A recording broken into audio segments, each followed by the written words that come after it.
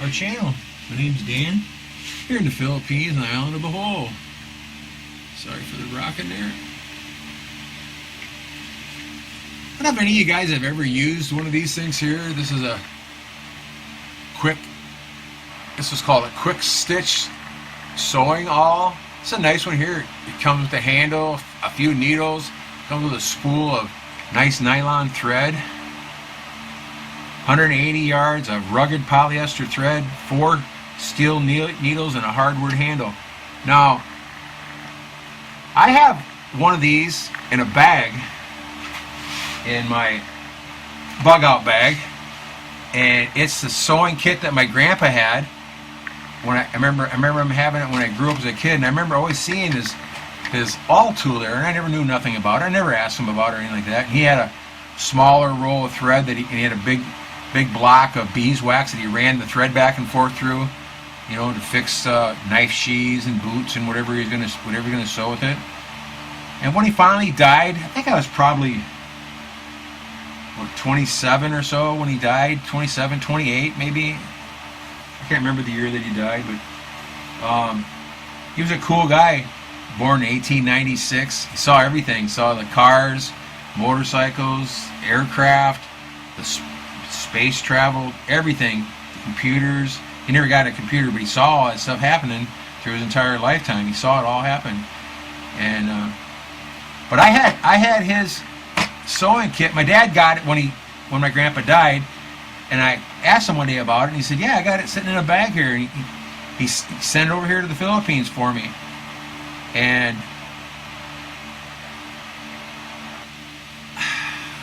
I didn't know how to work it. I had it for 10 or 12 years. I don't know how long, and I never really knew how to work it. I poked a couple things with it. I could never get it to do nothing. And then one day, I finally got the Android phones and stuff like that. And I started watching videos, and I finally found a video on one and saw how it works, and it's like amazing how simple it really is.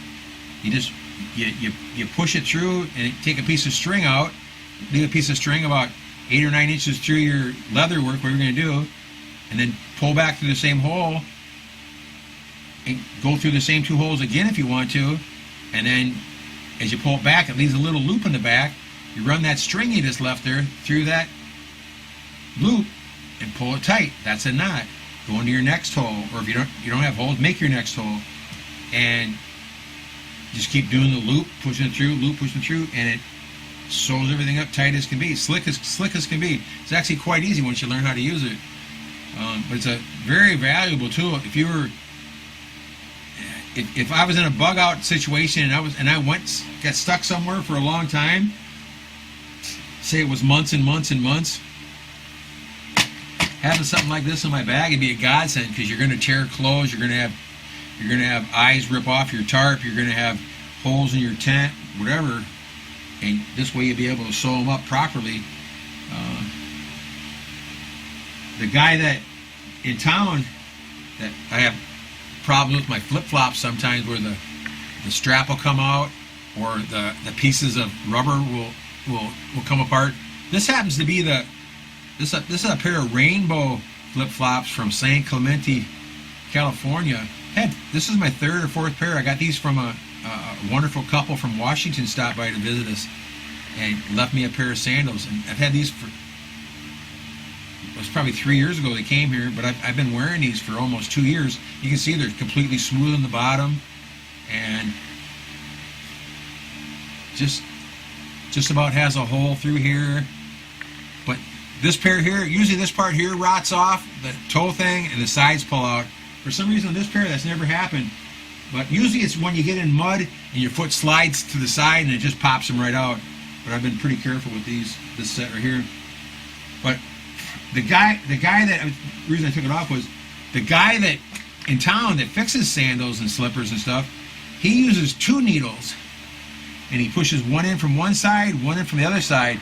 I think he makes a loop, goes around the needle, and pushes it back through, and does the same thing with the other needle. And his sewing looks just like a sewing machine. His lines are perfectly straight.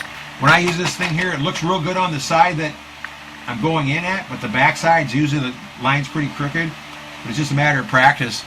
And the secret is, if you can, get your holes made before you do your sewing. But sometimes that's pretty hard to do. But I would take something like this along with me. In fact, that's why mine is in my bug out bag in case I need it. I just had this hanging up in the wall here and I saw it. I just thought I'd say something about it. Not many people know about this. A lot of people have seen them before, but they don't know how to use them and they've never bought them. I think this one here my dad bought at a True Value Hardware. I think it was only about $4, $4 or $5, but that was years ago though. Probably 10 or 12, $15 now, hard to say. But well worth it. Well worth it. I used to make stuff like I buy kits at the Tandy shop, and I don't know if you remember you guys remember the Tandy shops. It was always full of leather supplies and punches and letters and all the different things for making, and the different liquids you put on your leather. But I'd always buy kits that had like for a wallet kit that had the holes already in it. All you're basically doing is sewing up the sides of it. But it was something to do as a kid, and I always enjoyed doing little things like that. I never liked car models and stuff. I never liked that kind of stuff at all. I don't know why. I put a couple together, but I just didn't like it at all.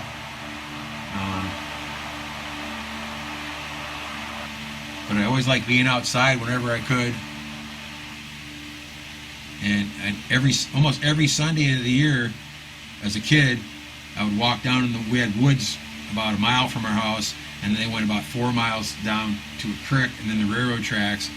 And I would go down there almost every Sunday and skip church and just go for a hike early in the morning and come back about 1 o'clock, leave about 6 o'clock before everybody gets up, and then come back.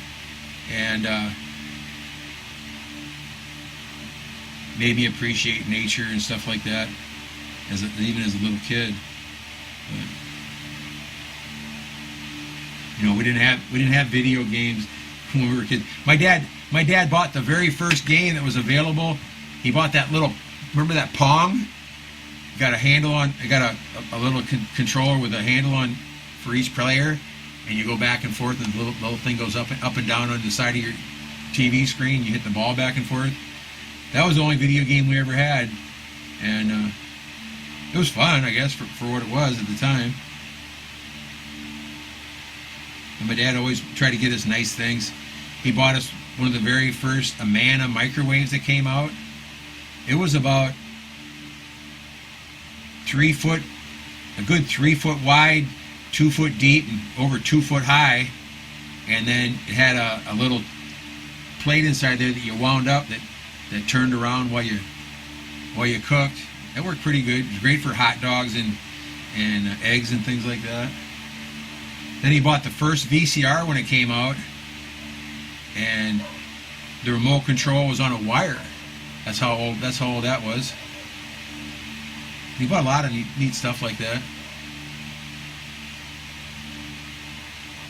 And he was a manager of a greenhouse, the floral side, and his brother was the manager of the greenhouse side.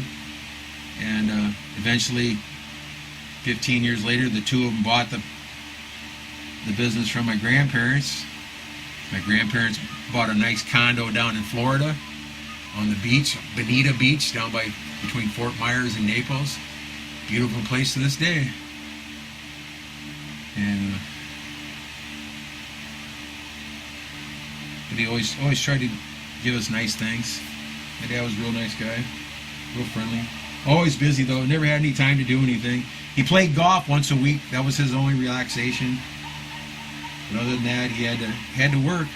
He had Sunday afternoons free, and he would usually watch football and have some peanut butter sandwiches and a beer or two. But other than that, he worked every day.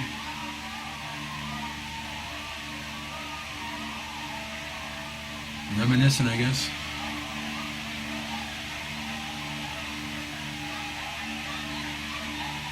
The dogs are going crazy at something out there. I don't know what they're doing.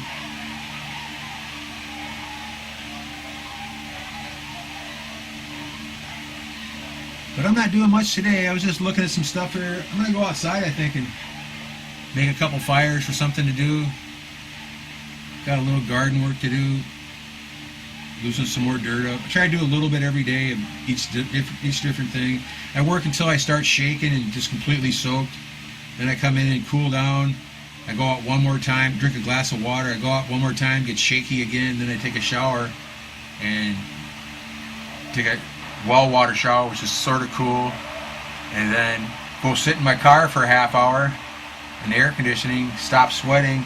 Then I come back in the house where it's 95, 100 degrees, and then work on the computer and stuff. But always right in front of a fan. You probably hear the fan in the background here. But with a fan on, I'm 3 foot away from the fan. I'm getting the